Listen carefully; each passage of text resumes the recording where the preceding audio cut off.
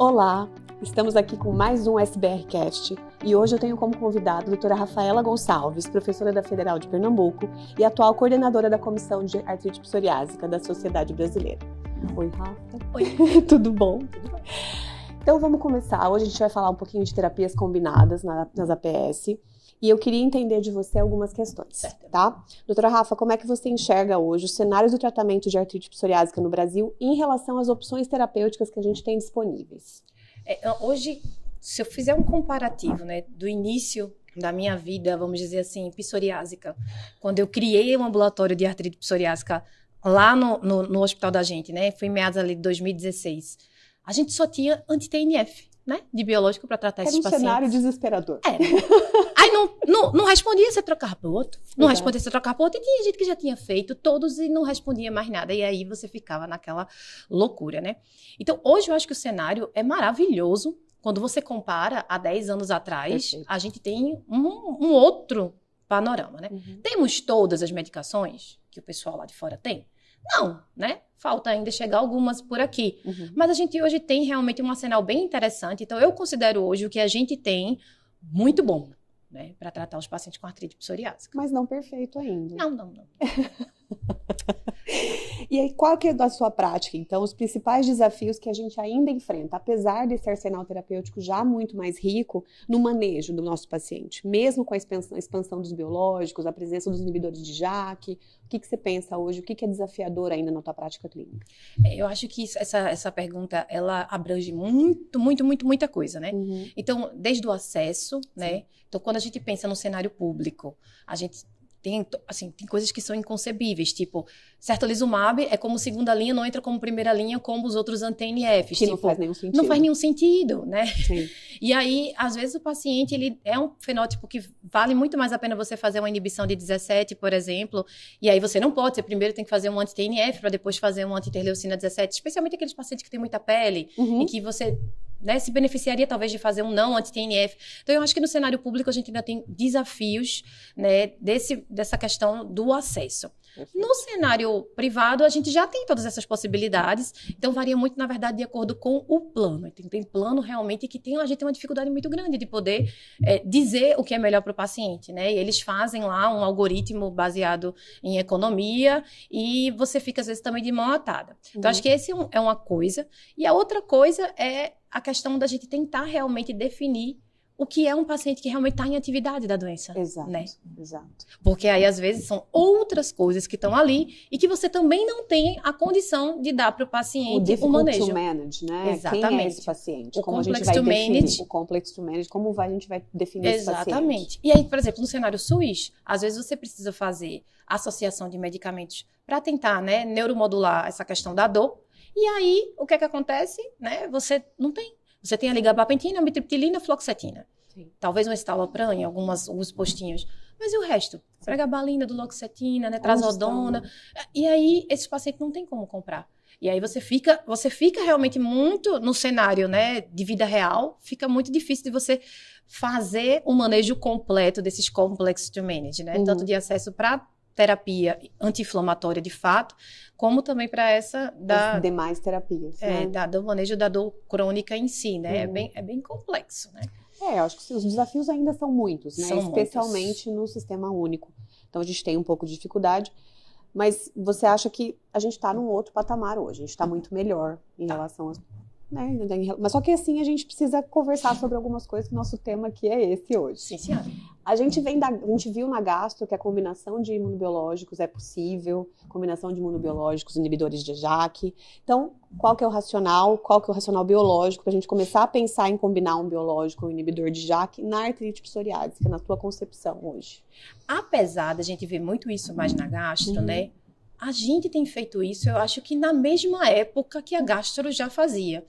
E pelo menos lá em Recife, a gente da Reumato, a gente meio que incentiva e às vezes até sugere para o pessoal, né? Então eu acho que a gente da Reumato, a gente tem esse perfil meio arrojado. Sim. Então quando a gente escuta falar, a gente amadurece aquilo ali e tenta organizar as ideias para que realmente aquilo ali funcione. Sim. Então assim, eu acho, combinação hoje, eu acho uma coisa excelente. problema, mais uma vez, é o acesso. Né? Mas o racional, o Merola, ele fez uma publicação, eu acho que tem uns 5 anos isso, mais ou menos. Quer dizer, não é novidade, não, né? Não é, de jeito nenhum. Trazendo esse racional, inclusive sugerindo que a gente amadurecesse isso daí e tentasse estipular como a gente deveria fazer. E associar as duas medicações, seja ela um biológico ou um biológico e um alvo específico, na dose cheia todos os dois, de indução. Se faria a indução com um, com a manutenção com o outro, ou se faria os dois juntos, mas um com a dose cheia e o outro com uma dose boca, menor, né? Tipo, várias sugestões que ele até, no algoritmo dele, ele faz assim, não, se for uma doença muito severa, aí você faria logo os dois juntos. Como? Vamos supor, os dois com uma posologia já aumentada. Assim. Se for uma doença moderada, ele tenta estabelecer isso, mas isso foi assim, foi embrionário, foi uma sugestão, e que, apesar disso, eu não vi muita evolução em relação a isso. Aí o que acontece? Hoje, tá todo mundo publicando, né, falando séries sobre de isso. casos. Sim. Então a Espanha, ela tá na frente mais vi, assim, ali, estudando. Exatamente. Em alguns estudos espanhóis.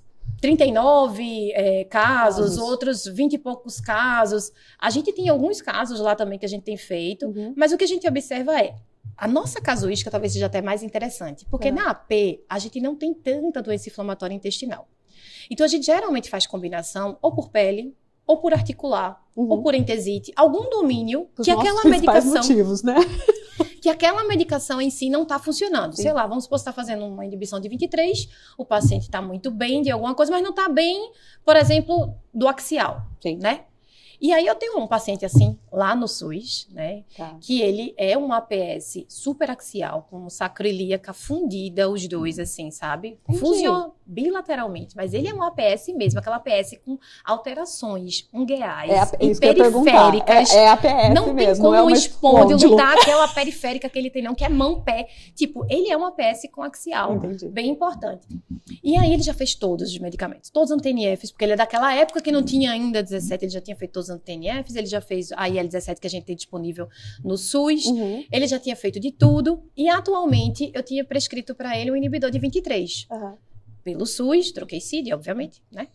Que é o que a gente faz, não vamos negar. Né? Troquei o CID para psoríase, fiz para ele a inibição de 23, e ele tá ótimo, só que ele começou a ter dor inflamatória de repetição. E o anti-inflamatório não estava dando conta. E o que foi que a gente fez? Deu 2 caixinhas de tofa para ele, de inibidor de JAK, que era o que a gente tinha. Quase um metotrexato. Fazendo um papelzinho de... E a gente falou para ele para fazer dose cheia, tá? A gente fez assim, olha, faz dose cheia. Mas o que foi que ele fez? Ele tomou como anti-inflamatório. Ele estava tomando um por dia. E aí passavam uns 2 dias sem tomar. Mas ele disse que melhorou. Ele, doutora, a senhora é uma benção na minha vida, eu estou ótimo. Eu digo, veja, não foi bem o que eu fui prescrever, né? Mas, do jeito que ele fez, funcionou também. Funcionou. Mas veja, ele tá errado? Ele não tá errado porque a gente também não sabe qual seria a melhor dose, forma, né? Exato. E aí, assim, acontece muito isso. Às vezes você faz e não é o domínio inflamatório. Então, só voltando para os registros de casos que a gente tem hoje publicado, a grande maioria é por conta de doença inflamatória intestinal. Exato.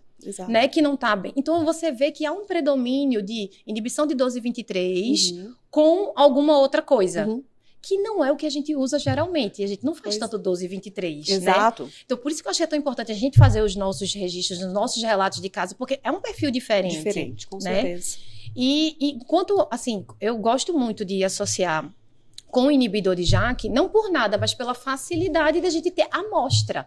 Sim, e a gente poder tem na mão, né? Exato. Pronto, esse paciente eu fiz tofa, por quê? Porque tinha tofa. Mas se tivesse o PADA, era o PADA. Né? Até o BARI, apesar do BARI não ter essa aprovação para APS. Quem nunca? Ele responde para artrite, né? Para psoríase é que ele precisa de uma dose muito maior, mas em monoterapia. Quando em combo, ele faz uma ação cinética. Eu tenho uma APS que ela está em uso de anti-L17 e eu fiz BARI associado e ele limpou a pele, que a pele era o que estava. E assim, por que eu fiz BARI? Quer dizer, um BARI foi limpando a pele. Então existe um efeito sinérgico, isso, né? Exatamente. Não é só um resgate de paciente refratário. Exatamente. Então assim, o residente fez assim, mas doutor, eu disse, entenda.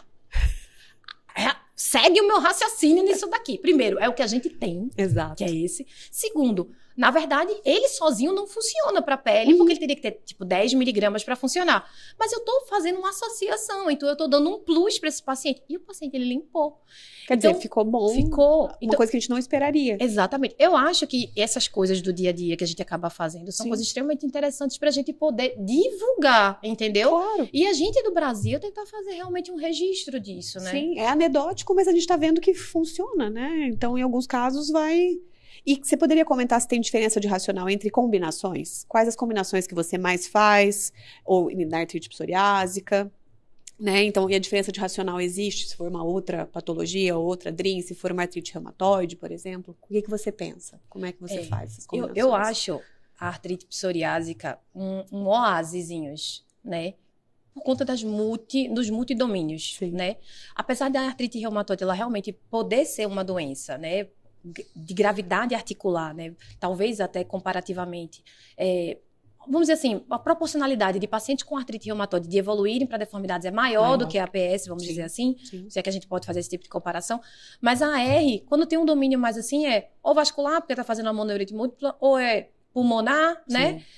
Você meio que consegue fazer umas associações, tipo assim, pro pulmão, eu vou associo um micofenolato, às vezes ele tá muito bem da artrite com... Ou então eu faço uma rituximab, uma abatacept que vai pegar, né? Tipo, eu consigo fazer um racional mais claro.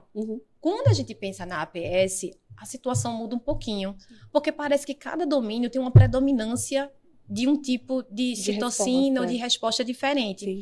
E aí, vai muito assim, primeiro... da disponibilidade, que às vezes é o que tem.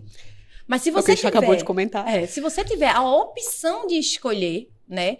Aí eu acho que tem que caber um racional interessante, né? Então, tentar não fazer, pensando em APS, os domínios clínicos principais, que é pele e articulação, tentar não fazer duas inibições iguais, né? Então, tipo assim, fazer uma UPADA que inibe 23 com uma antiterleucina 23 talvez não faça muito sentido, mas para intestino faz todo sentido. E os pacientes melhoram muito, entendeu?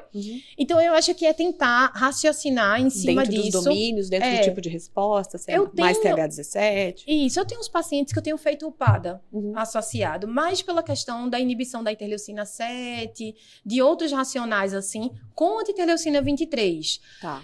Um JAK com interleucina 23. Eu amadureci a idade, amadureci a ideia, na verdade, de que a gente não tem nas nossas publicações aí na literatura, nenhum caso de nocaute de L23, tipo, ratinho nocaute de L23 com alguma síndrome de deficiência horrorosa. Não tem. Então, parte do pressuposto segurança. Que se eu inibir muito 23 também, eu não vai causar nenhum problema maior. Porque é o que vai acontecer com o inibidor de JAK em associação, exatamente. Né? Se a gente for pensar na interleucina. Quando eu amadureci essa ideia, eu comecei a fazer alguns desse tipo de associação a depender do fenótipo do paciente. E eu realmente não observei aumentos de risco de questão de outras infecções, entendeu? Então, tá de boa. Interleucina 17 também a gente já usava com um pouco mais de segurança, inclusive, mas interleucina 23 eu concordo com você que me dava um pouquinho de medo. Pois é, quando eu amadureci essa ideia, tipo assim, eu não tenho nenhum relato disso. Procurei muito, fui pro Open Evidence, ChatGPT, tudo. E assim, não tem, né? Então, eu acho que é um racional mas é bom escutar isso de você, porque era um racional que eu, às vezes, me negava um pouco. Eu falava, gente, será que isso aqui vai dar certo? Isso. E, às vezes, você faz assim um inibidor 17, o paciente fica ótimo da inflamação, mas começa a aparecer umas lesões eczematoides. Eu tenho uns 4 que fizeram desse isso. jeito. E que é uma coisa que o pessoal da derma vê com mais frequência. Inclusive, inibe 17... aparecem as lesões eczematoidezinhas, que às vezes o pessoal acha que é psoríase, mas não é psoríase, entendeu? São as dermatitezinhas mais eczematoidezinhas. E aí, nesses pacientes, tipo, você dá um inibidorzinho de JAK, você dá aquela limpada no paciente, entendeu? Sim. Aí, isso é uma outra coisa interessante, para você não precisar trocar de medicamento, já que o paciente tá tão bem da patologia de base. Sim. Às vezes faz uns 2, 3 meses, seca... e para. É quase um corticoide, né? Só que sem os efeitos colaterais do corticoide. Sem deixar as micróglias tudo, né? Sem confundir a micróglia. Sem confundir a micróglia. Perfeito. Porque corticóide, tá? Quem perdeu minha aula ontem, não posso fazer nada. Corticóide mexe com as micróglias. Exatamente. Já é um paciente mais inflamado, pior, né? Exatamente. Então, em qual perfil de paciente, Rafa, você consideraria a combinação de biológico e inibidor de JAK? Refratário, paciente com doença agressiva? É isso que a gente estava comentando, mas eu queria um pouco mais de detalhe. Tá. Como a gente não tem consenso para isso, a sugestão que foi dada, né, com essa nova publicação do Complex to Manage, que dentro dele tem essa questão, né, do refratário de verdade, né, que ele coloca lá como esse aqui é que deveria ser considerado um paciente difícil mesmo de tratar, que seria você fazer pelo menos 2 biológicos e ou inibidor de JAK, né, não necessariamente juntos, né, faz não respondeu, faz o outro. Isso partindo do pressuposto que você já fez o metotrexate antes também, né, e tal. E esse paciente tem inflamação objetiva, então o objetivo seja por imagem, seja um PCR elevado, que apesar de PCR, eu discuto muito se isso a gente deve valorizar dentro da artrite psoriásica, porque ela é diferente da espôndilo, então não sei se a gente deve valorizar tanto, mas entra aí como um contexto, aí sim você poderia pensar nesse paciente, por exemplo, numa comboterapia, fazer uma terapia dual, certo? O que eu faço, assim, na vida real, né? Na tua prática. Isso. Eu não faço terapia dupla para todo paciente, não vejo ainda respaldo para isso, apesar de achar que mais para frente isso vai ser uma coisa interessante, certo? Pra gente poder abafar aquele fogo inicial potentemente e depois eu deixar uma manutenção com um deles, entendeu? Acho que isso é um racional interessante. Mas a gente não faz isso. O que é que eu faço na prática? Na prática, eu inicio o tratamento que eu acho que para aquele paciente é o mais proveitoso para ele. Então, ou inibidor de JAK ou um biológico, inicio. Certo. E aguardo o que a gente geralmente aguarda, né? Então, vamos 3 meses para a resposta parcial e ali até 6 meses para uma resposta mais completa. Sim. Quando o paciente ele fica muito bem ou ele fica próximo de muito bem, certo?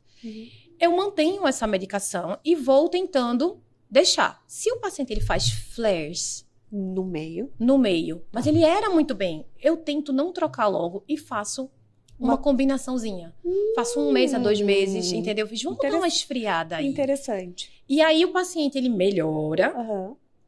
Depois, ele mantém a medicação de base, certo? Então, você resgatou também, você usa também para resgate. Eu faço como resgate não também. Não só para efeito sinérgico, mas para resgate também. Faço como resgate. Quando o paciente está muito bem, para ver se realmente a gente consegue. Às vezes, um flare é porque o paciente ele teve um estresse em casa, muito importante. E aí, é um paciente... a gente viu muito isso no Covid, por exemplo. Muito. O paciente fez flare no Covid e depois... voltou ao basal, né? E às vezes é um paciente que já é refratário, tipo assim, já tem muitos efeitos colaterais com o metotrexate, não dá pra você fazer uma associação, porque quando dá pra fazer com metotrexate com leflunomida, eu faço, entendeu? Isso aí eu tô pensando naquele... já tá acostumado a fazer combinação de imunossupressor, não é mesmo? Não tem problema. Então, não tem problema.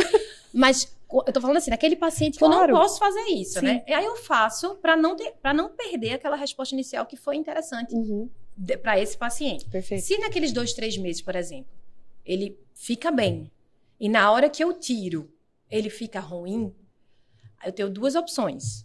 Ou manter a comboterapia por um tempinho maior, e aí eu converso isso muito com o paciente, ou a gente troca.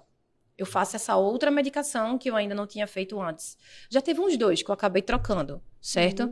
Tipo, tava com o 17, eu associei com o inibidor de JAK, ficou bom. Quando saiu o inibidor de JAK, ficou ruim, a gente associou, e ficou bom.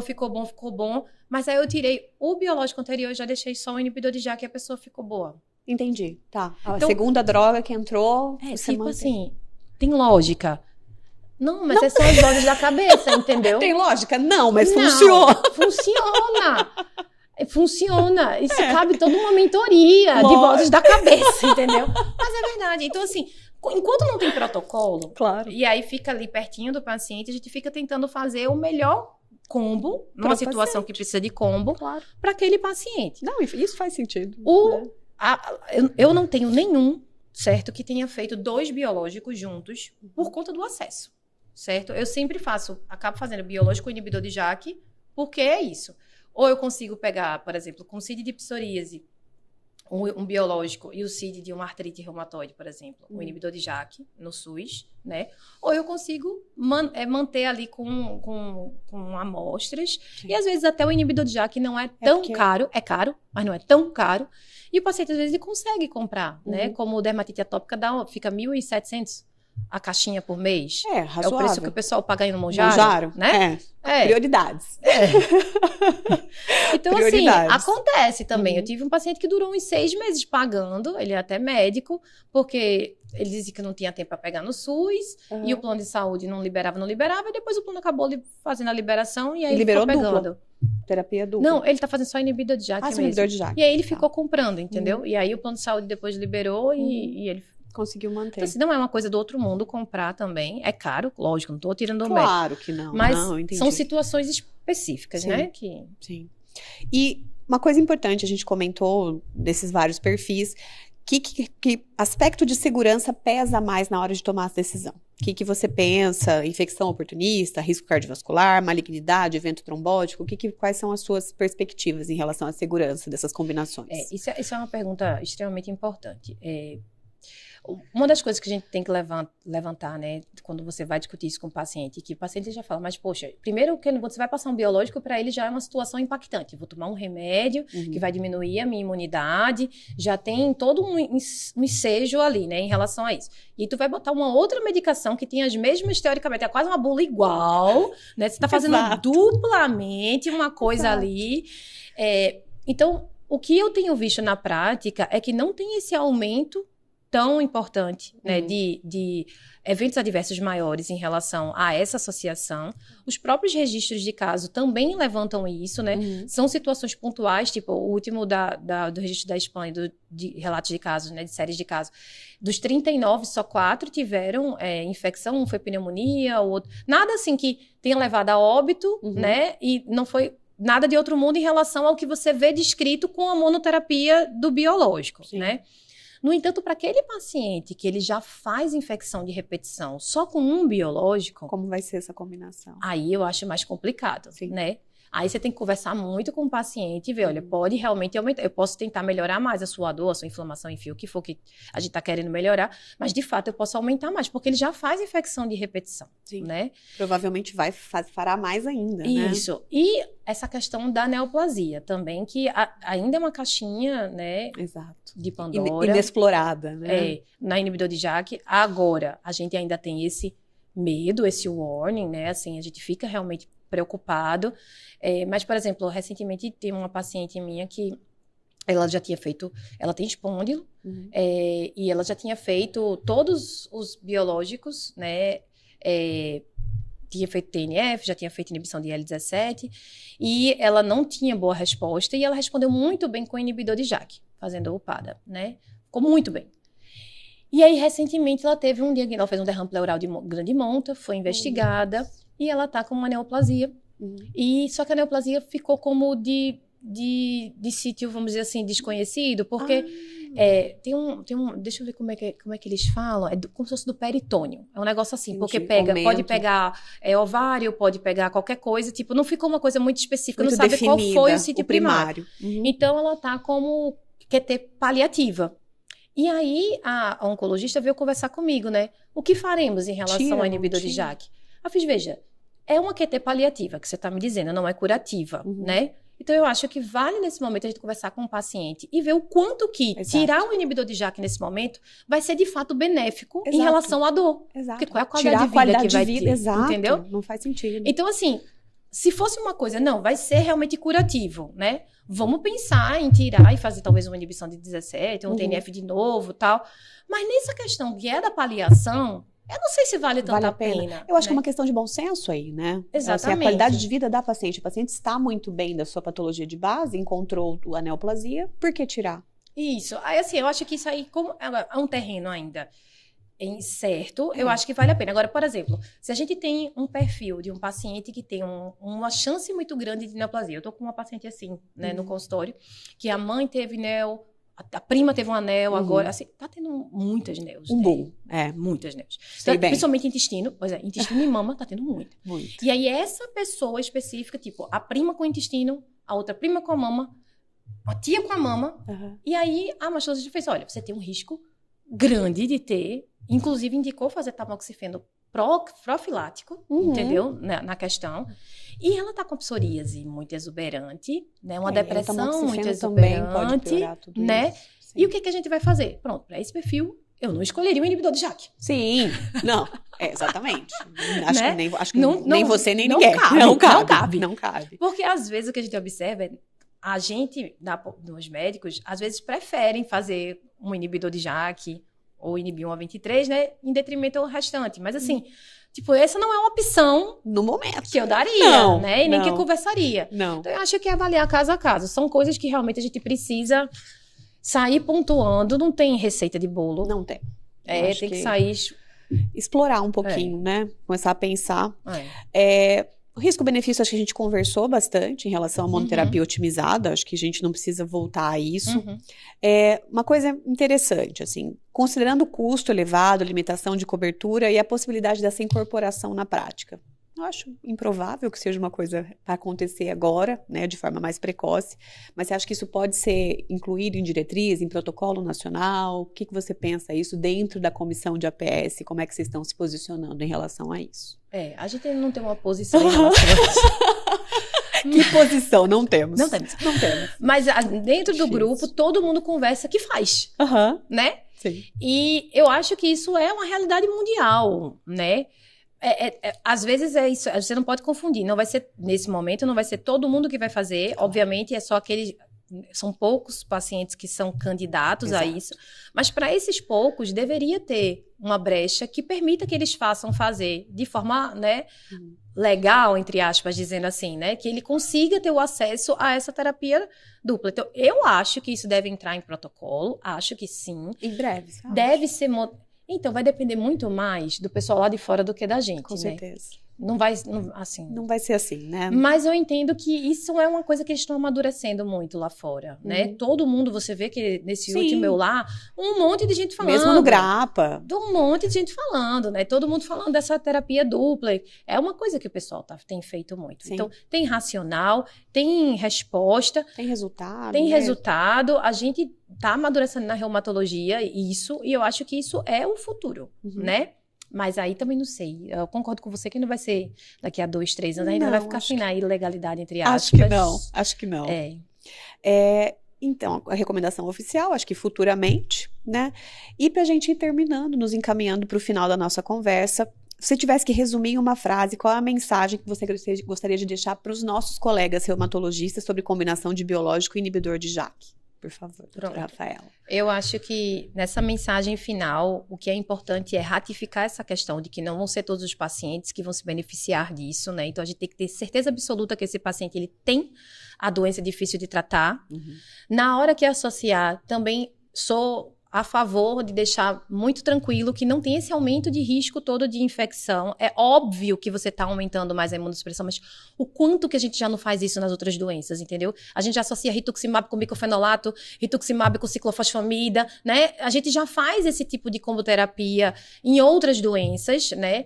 E na artrite psoriásica é até mais tranquilo do que um lúpus, por exemplo, né? Em termos de aumento de risco de infecção, porque tem um corticoide ali envolvido e tal. Na artrite psoriásica a gente não usa tanto corticoide, né? Então a gente vê que, de fato, é uma população que seria até um pouco mais fácil de manejar essa dupla terapia. Então, eu digo que se o paciente ele tem indicação, eu acho que deve ser feito, né?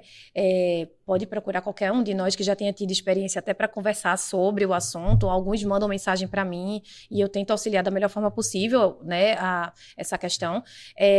Mas eu acho que a gente não deve ter tanto receio, sabe? Eu sei que tem, vamos dizer assim, na nossa sociedade, tem um grupo que tem muito receio. Muito, muito. Pavor. Não é tanto. Não é que é água, você não está dando água também não, você tem que ficar de olho no paciente. Mas como você ficaria no paciente desde sempre, Rafa? Sim, não concorda comigo? Totalmente. Mas eu acho que a gente tem que começar a abrir a caixinha e ver que a gente já faz isso em outras doenças da reumatologia, né? Exato. Na esclero. Quantas coisas a gente não faz? Quantas combinações de imunossupressores a gente faz? Então, assim, a APS, eu acho que a gente tem que ter realmente tranquilidade para, naqueles casos que sejam necessários, a gente fazer, porque o importante é que o paciente ele fique bem, né? E não que a gente tenha... não vou fazer porque eu tenho receio, e o paciente lá morrendo de dor, cheio de perdendo pele, qualidade né, de vida, né? Ruim, psoríase. Então, assim, eu acho que... O burden, né? A carga já é muito pesada da doença para o paciente, para a gente adicionar cargas. Exatamente. Né? Se a gente puder melhorar isso, por que não? Perfeito.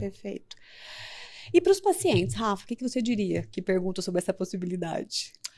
Então, para os pacientes é discutir com o seu médico, né? Então, assim, eu sempre respeito muito. Então, eu tenho alguns pacientes que não se sentem confortáveis em fazer, tá respeitado, né? Converso sempre, toda consulta a respeito. Vamos conversar novamente sobre a possibilidade, porque eu vejo que não tá tão bem, né? Que pode melhorar.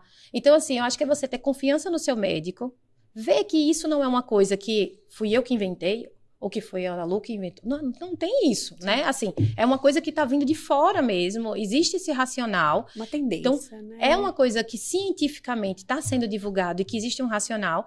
Então, eu acho que é conversar com o seu médico, entender, tirar suas dúvidas, né? Mas que não é coisa de outro mundo. É como eu tô dizendo, eu tenho pacientes que fazem e que tá tudo bem, né? Então, você tem que ficar acompanhando, né? E, como mais uma vez, não vão ser todos os pacientes que vão precisar dessa comboterapia, dessa terapia dual, né? Certo. Muito bem. Então, estamos chegando ao final. Eu só tenho que agradecer, Rafa, a participação. Foi maravilhoso. Amamos. Amor gelada. Nossa, nem precisava. Arrasou. Obrigada a todos que acompanharam a gente no SBRcast e fiquem com a gente para os próximos episódios. Muito obrigada. Obrigada.